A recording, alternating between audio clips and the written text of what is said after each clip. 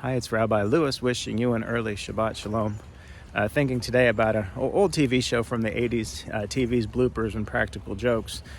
Ed McMahon and Dick Clark would host, and all of America would get around our TV sets and watch all of our favorite people, actors and so on, make really bad mistakes and embarrass themselves to the joy of millions. And, this is the human psychological phenomenon called Schadenfreude, where we take joy in somebody else's pain or suffering. And when it's something like that, it's relatively harmless.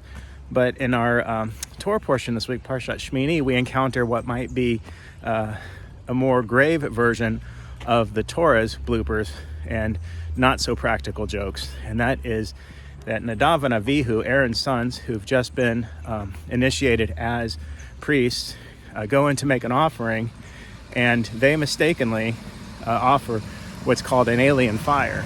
And that's a offering that wasn't commanded by God. It's an extra one.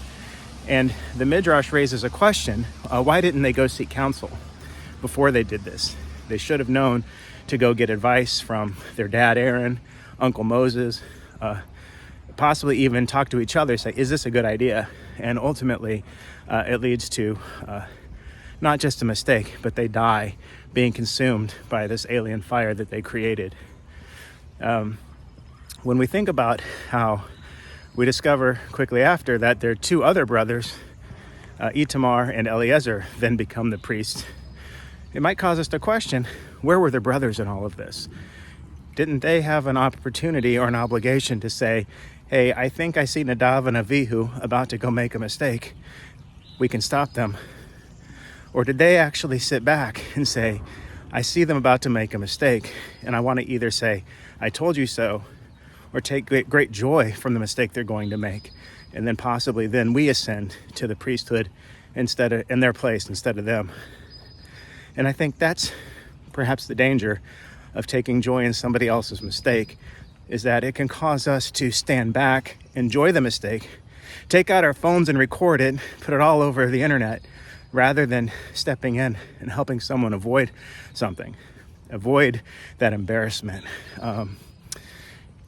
The Torah portion ends with the death of these two brothers who make a mistake that nobody intervenes and they don't seek proper advice for.